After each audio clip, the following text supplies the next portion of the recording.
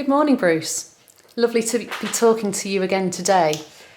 This time we're thinking about one of the parts in Revelation which is entitled Sounding Seven Trumpets in the painting we're looking at. I wonder if you could tell us a little bit about this one.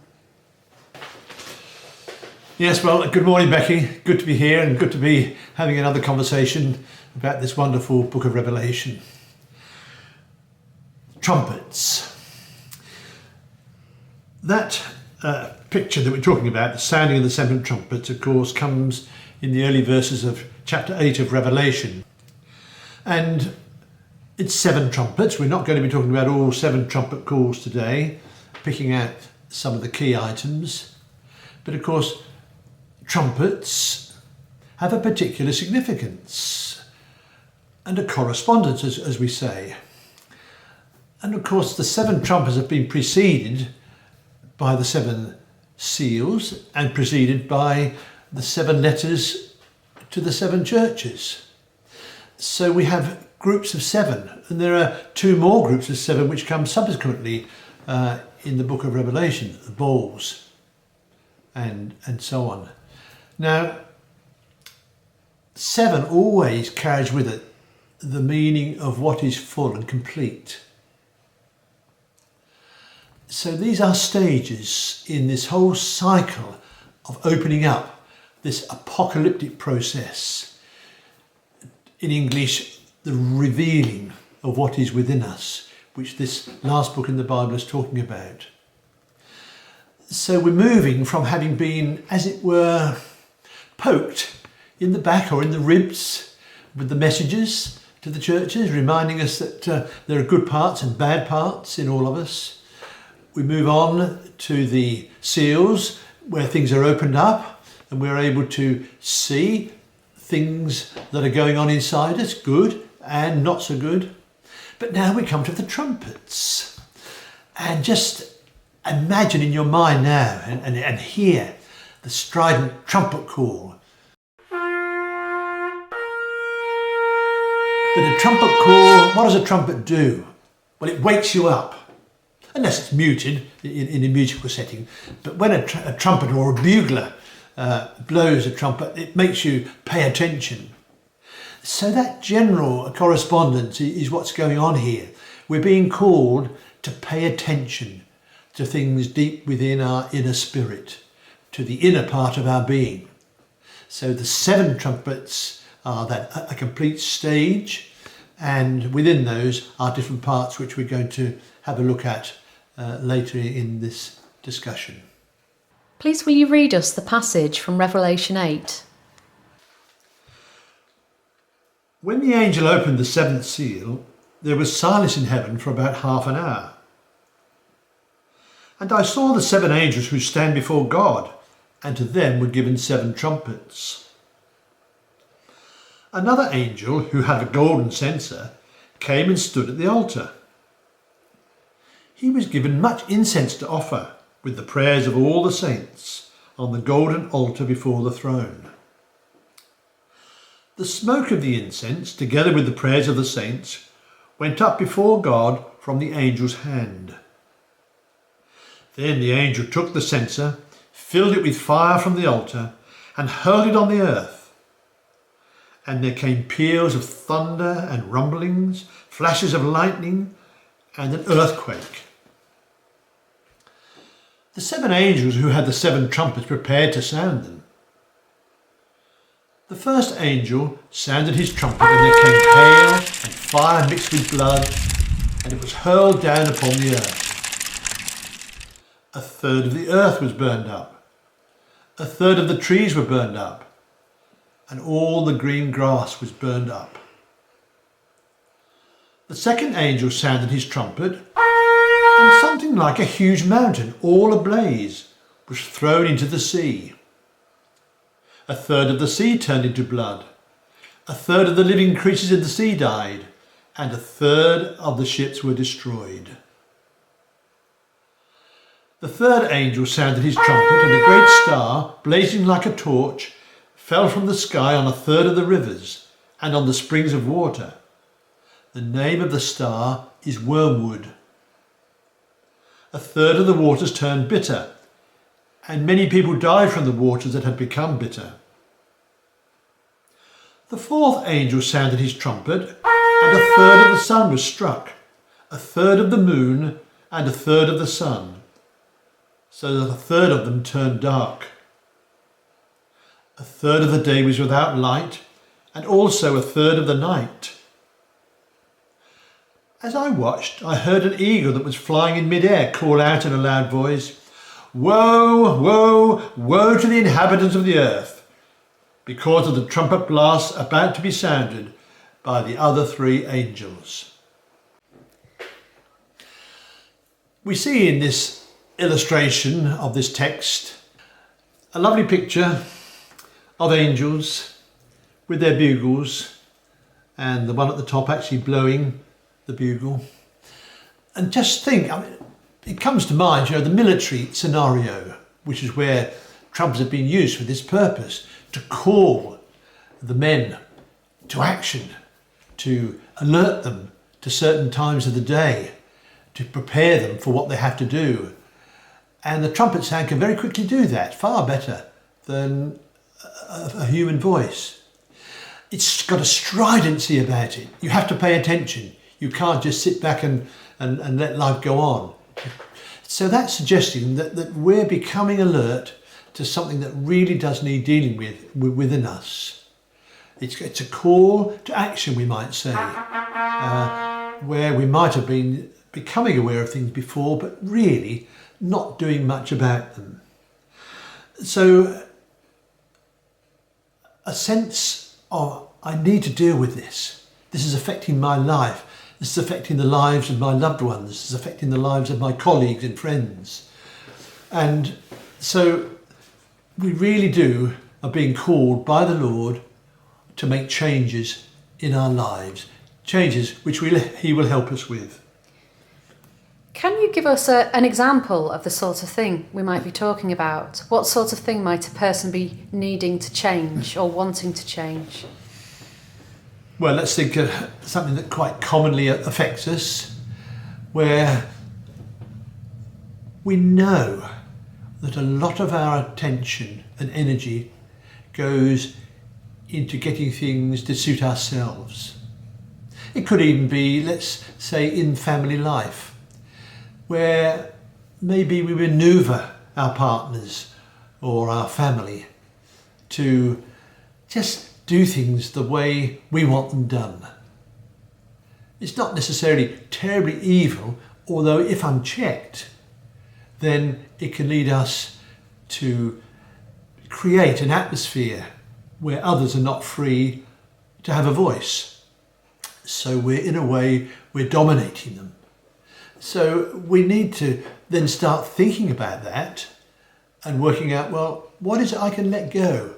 Why do I need to have control of all these aspects of our routine or the way we spend our time or our money? Why does it have to be me deciding this all the time and being the dominant voice? That's a commonplace example. So once we notice that this is happening within our relationship, what do we do next? Well, it could be, the strident call could be that someone in the circle, if it's a family circle or a circle of friends, someone might start to indicate that they can't cope with this. They don't want to be controlled, as it were. So the signal might come from another person, but it touches what we've begun to be aware of in previous months and maybe even over a period of years, until we sense that if we don't do something about it, then we're going to lose something, perhaps a friendship, a marriage even, or the love of our dearest family and friends. So it is a wake-up call. As I said earlier, the trumpet is a wake-up call. And how do we change? Well, Becky, change is always, I think it's safe to say that always is quite a difficult business. At least that's how we perceive it from our own human point of view with our limitations. We become so set in our ways and our habits and what we want to do and how we do them. And we don't easily and lightly just suddenly change our life like that. But the resolution and the realization that we do want to change enables the power to come in from outside us, or to rise up, to put it another way, to rise up from within us. Because we're creating a space, shall we say, we're enabling the Lord's Spirit to come in and help us in this process of change. We're lucky enough on this occasion to actually have two different illustrations to look at. One of the earlier illustrations is called the Blazing Mountain, and it's similar in lots of aspects, but there are some notable differences. One question I've got for you is, what is the censer? What's the significance of the censer? What is a censer? A censer is filled with material which is then set alight and burns and sets off an odour, which we commonly call incense. So you see the link between the word censer and incense.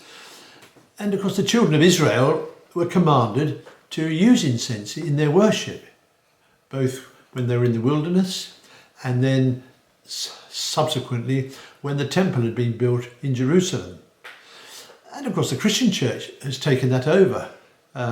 Certainly some of the more ancient forms of Christian religion have included incense in their services.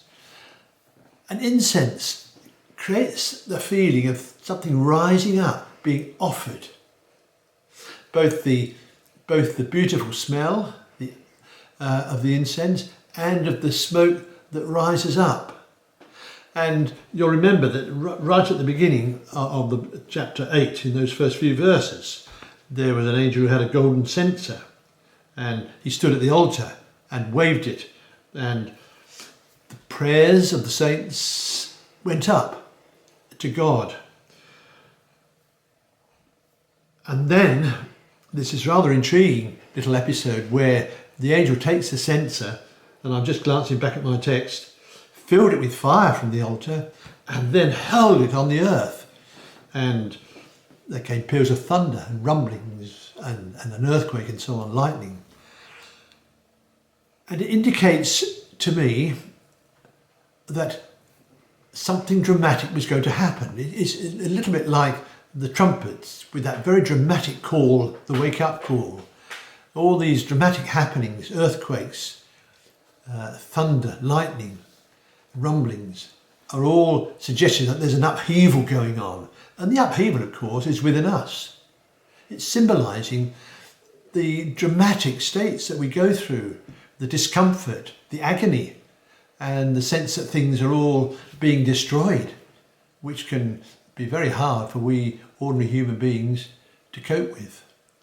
So when we're hearing about the flashes of lightning, peals of thunder and the earthquake, that's actually talking about what's going on within us. Yes, because this is what the Word of God is essentially about.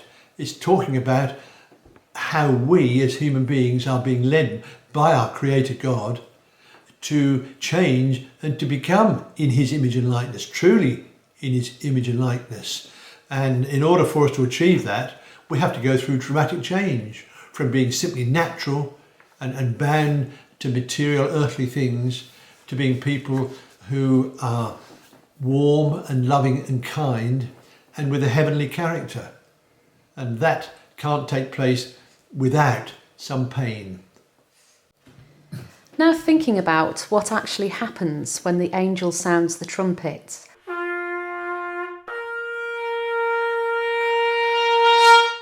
The first angel, it's quite dramatic, isn't it? There came hail and fire mixed with blood, and it was hurled down upon the earth. A third of the earth was burned up, a third of the trees were burned up, and all the green grass was burned up. Can you tell me a little bit about this, please? Yes. Again, it's drama.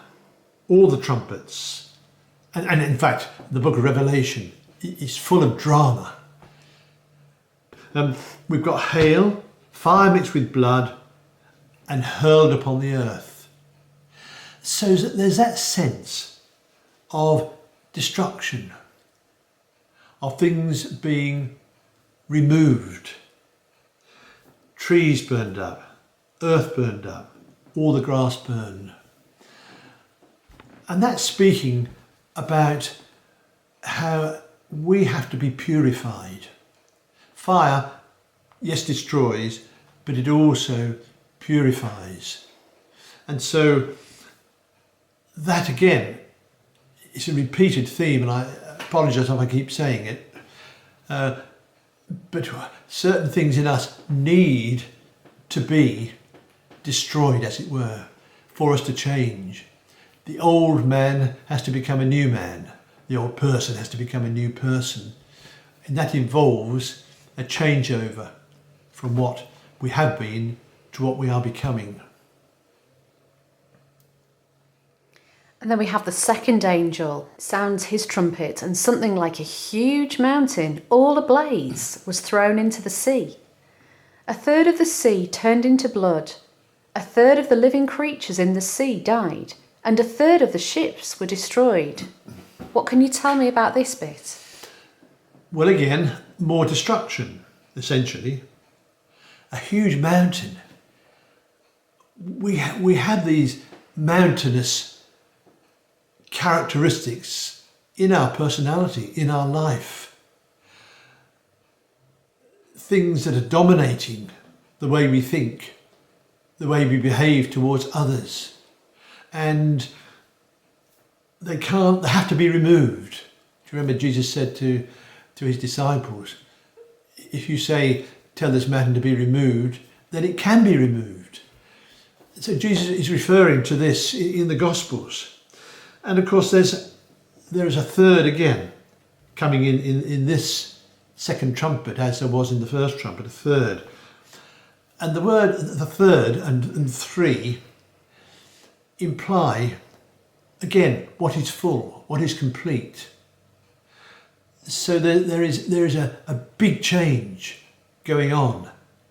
We should not be the same person when this process has been complete. We should have moved on and become a better and a finer and kinder person. Is there any significance about this section being to do with the sea? Yes, the first trumpet was to do with trees and earth and grass. Now in this trumpet we've got things to do with water and the sea. And of course the sea is vast, the oceans are vast. So there's that sense of what is behind everything in our personality. Because we human beings are complex. We are meant to be complex. We're made to be complex. But that complexity cannot be sorted out and resolved in just one swift movement. The complexity in us needs gradually and gently to be changed from within by us wanting the change and by the Lord bringing that change about for us. So the sea and so on is talking about this other area behind and within what is more obviously known to us, which is the earth part of us. And then when we come on to the third angel, you've just mentioned that we've had the land and we've had the sea. With the third angel, it sounds like it's to do with the sky, because a great star, blazing like a torch, fell from the sky on a third of the rivers and on the springs of water. The name of the star is Wormwood. And when the third angel sounded his trumpet, a great star, blazing like a torch, fell from the sky on a third of the rivers and on the springs of water. The name of the star is Wormwood. A third of the waters turned bitter, and many people died from the waters that had become bitter. This is an interesting bit, isn't it? What can you tell me about the star? Well, the great star, blazing like a torch, fell from the sky. Stars and planets, things, pinpricks or very bright lights in the sky, like the sun and like the moon, are speaking to us about what guides us. The primitive human people learned eventually to follow the stars. The stars could guide them where they needed to go. And this great star, this what has been a guiding principle for us, or a guiding force, a guiding love, a guiding desire, which in a way controls all that we're doing and guides us, that is dashed from the sky. It's blazing like a torch, but it falls from the sky. And as it does so, a third of the rivers and the springs of water are destroyed and become bitter. And you know, there is an anguish, we can call it bitterness if we want, but there is an anguish in our life at times which comes to the surface when something in us which has led us and guided us for so long appears to be ended, dashed, brought down. And of course it causes controversy within us, it causes conflict, because we have to come to terms with a new way of living, a new way of looking at life, a new way of thinking about what we're doing with our energy and our resources. So there is this bitterness. And what's more, many people die from this bitterness. And we're not talking about other people now, we're talking about parts of us which need to fade away to bring about change. Very dramatic, as I've said, all of this is so dramatic. And actually, hearing you talk about it makes it sound a little bit like this change can be a bereavement within us. Thinking of the stages of bereavement, feeling bitter about things can certainly be one of those, even if we actually want to change. Indeed, Becky, as you refer to bereavement, commonly in our society, in our culture, people can be very bitter about the death of a loved one and can be very angry, very upset. And that's understandable from a natural point of view, when yet if we have this underlying belief and conviction that life here is not the end of the story, that when this door closes then another door opens and we are then alive and well and living in the spiritual kingdom, then that anguish and bitterness is taken away from us. But when we're going through this process of change, which is what this part of the Word of God is talking about, then there is anguish. If we have to let go of our wealth, something pushes us to do that, as Jesus said when he spoke to the rich young man and told him that he needed to focus on love of God and love of the neighbour, and to give up what he had and give it to the poor. Losing what we think we've got, which is most valuable to us, can be very hard and can bring on feelings of bitterness as that part of us begins to lose its hold on our way of life. We've got one more angel that we're thinking about today, and when the fourth angel sounded his trumpet,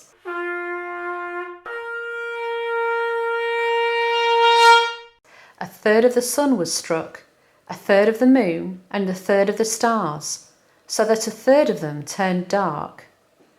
A third of the day was without light, and also a third of the night. Well, clearly the dominant thought in that section with the fourth angel, with the angel sounding the fourth trumpet, clearly the dominant thought there is a third. And a third, along with the number 3, is a very prominent, important part of the whole story. And we have this sense of what is complete. That this destruction, as it were, of something that's old, that's something that's redundant, something which is not helping us or anybody else, having to be taken away and removed from the way we live and the way we think and the way we act. It's as it were, a darkness initially. Our life seems dark. It's like the deeper stage of depression. It's that sense that, well, what is my life about? We're wanting to change, but we've not discovered yet what the change is going to give us. After the dark comes the morning, as the psalm says. That's being described in this fourth trumpet sounding and what happens as a result of that trumpet sounding. We inevitably experience times in our lives when it does seem dark and we're desperately wanting light, but we can't yet see it. This is like a crux point where we're changing from one state of values to another. We've heard that a trumpet call signifies a call to action. In our lives, we can experience times of revelation, and we may realise we need to make a change in order for us to have healthy relationships and a happy, fulfilled life. So when we feel that poke in the back or experience the strident trumpet call, action is needed. It is never easy to change a part of our personality, but the Lord is always willing to help us. We only have to ask.